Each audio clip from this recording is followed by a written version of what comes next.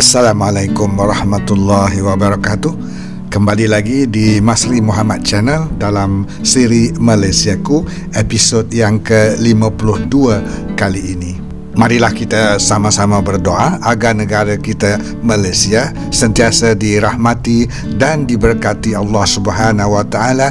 Amin ya rabbal alamin. Bagi sahabat-sahabat dan kawan-kawan yang baru saja masuk ke channel saya ini, harap dapat subscribe dulu. Mudah-mudahan ianya dapat membantu saya berkembang di masa-masa yang akan datang.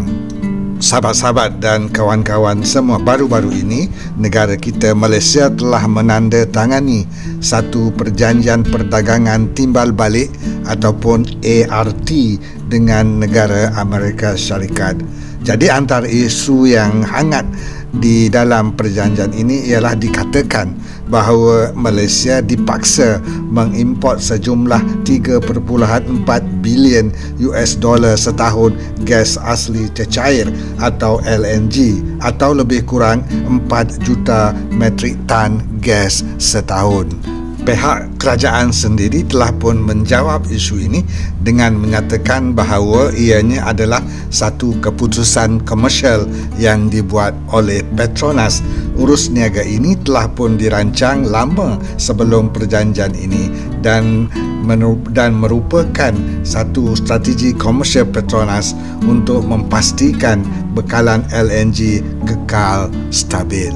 Saya sebenarnya tidak bercadang untuk meneruskan polemik ini, cuma saya ingin berkongsi sedikit maklumat dan juga fakta bersama-sama kawan-kawan dan sahabat-sahabat semua yang terkait dengan industri LNG negara kita.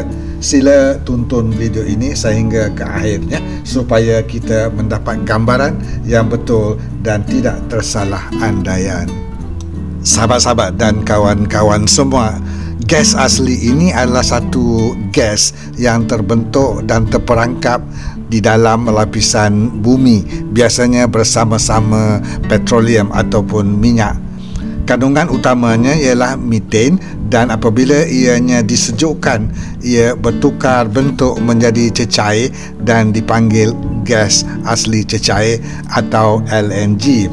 Jadi dalam bentuk LNG ini, gas ini senang disimpan, diangkut dan juga mudah dan selamat untuk digunakan. Kira-kira 75% daripada gas asli cecair ini digunakan untuk menjana elektrik, sementara sekitar 23% lagi untuk kegunaan kediaman. Selebihnya digunakan sebagai bahan api kenderaan dan juga di dalam pelbagai proses industri. Di sini saya tunjukkan antara negara-negara pengeluar utama gas asli dunia. Negara kita Malaysia menduduki tangga ke-11 dunia dalam pengeluaran gas asli ini, iaitu menghasilkan kira-kira 80 juta bilion meter padu gas asli setahun. Amerika Syarikat ialah pengeluar utama ataupun pengeluar terbesar dengan sejumlah 1.03 trilion meter padu, diikuti Rusia 630 bilion meter padu dan Iran ketiga dengan 263 bilion meter padu gas asli cecair.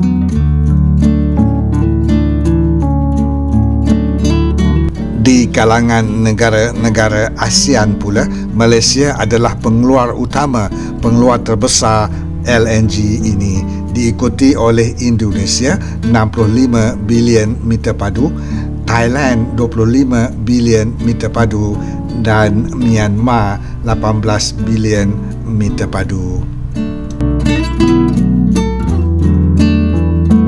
Yang menariknya ialah Malaysia merupakan pengeksport LNG kelima terbesar di dunia selepas Amerika Syarikat, Australia, Qatar dan Rusia.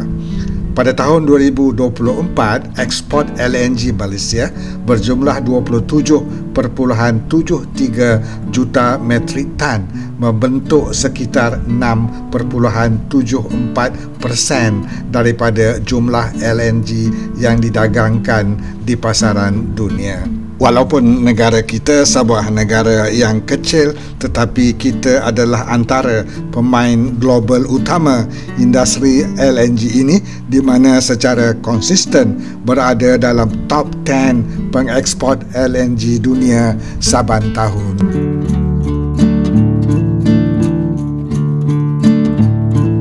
Soalnya sekarang ini ialah dalam keadaan kita pengeluar LNG ke-11 dunia dan kelima pengeksport LNG global, apakah kita masih perlu mengimport LNG ini? Jawapan mudahnya ialah Petronas berniaga. Petronas mengimport atas sebab-sebab strategi dan juga perniagaan. Maksudnya sebahagian daripada strategi Petronas untuk memastikan bekalan tenaga kekal stabil melalui pembelian dari mana-mana negara yang boleh memberikan harga dan juga bekalan yang terbaik. Contohnya, mungkin lebih menguntungkan untuk ekspor sahaja LNG dari Sarawak ke negara-negara tradisional importer kita seperti Jepun, China dan Korea dengan harga yang premium daripada supply gas ini ke Semenanjung. Untuk memenuhi keperluan bekalan di Semenanjung pula, mungkin lebih untung untuk diimport sahaja. Kita lihat juga bahawa dikatakan reserve gas negara kita semakin menyusut, dikatakan dengan kadar penurunan 4 hingga 7% setahun. Satu hakikat yang kita semua perlu ketahui. Jadi jelas di sini bahawa salah satu strategi untuk memastikan bekalan dan harga gas ini stabil di masa-masa yang akan datang ialah dengan mengimport sahaja LNG ini daripada mana-mana negara yang dapat menawarkan kita harga dan juga bekalan yang stabil. Dan inilah yang dilakukan oleh Petronas sekarang ini. Malah ada juga strategi jangka panjang yang telah dibuat di mana kita membuat perjanjian pembelian lebih awal 5 hingga 20 tahun lebih awal untuk memastikan harga dan juga bekalan yang terbaik. Jadi elok juga di sini saya tonjolkan dan share dengan kawan-kawan sahabat semua satu lagi kejayaan terbesar Petronas di dalam industri LNG ini. Kejayaan ini adalah yang terkait dengan pembangunan teknologi dan juga operasi kemudahan LNG terapung ataupun floating LNG yang mula beroperasi sekitar tahun 2016. Teknologi ini membolehkan pengekstrakan dan juga pencairan gas asli dibuat secara langsung di laut dan tidak perlu diangkut ke darat. Jadi sekarang ini Petronas mempunyai 2 buah kapal LNG floating ini dan kemudahan terapung ini menawarkan penyelesaian yang lebih sustainable dan menjimatkan, terutama bagi medan gas yang terpencil atau di laut yang dalam. Jadi pencapaian Petronas ini melalui teknologi LNG terapung ini telah mengukuhkan kedudukannya sebagai peneraju global dalam industri LNG dunia, yang mana membolehkan mereka membuka lebih banyak lapangan gas terpencil dan terdampar di masa-masa akan datang dan boleh memenuhi permintaan yang banyak dan semakin meningkat, insya-Allah. Sahabat-sahabat dan kawan-kawan semua, semoga sedikit sebanyak maklumat yang telah saya kongsikan tadi memberi manfaat kepada kita bersama. Sekiranya sahabat-sahabat dan kawan-kawan suka video saya kali ini, sila subscribe channel saya, kemudian share dan juga like serta komen video ini. Mudah-mudahan ianya dapat ditonton oleh lebih ramai lagi kawan-kawan dan sahabat kita yang berada di luar sana. Sehingga kita berjumpa lagi dalam video saya yang akan datang.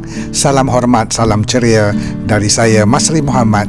Assalamualaikum warahmatullahi wabarakatuh.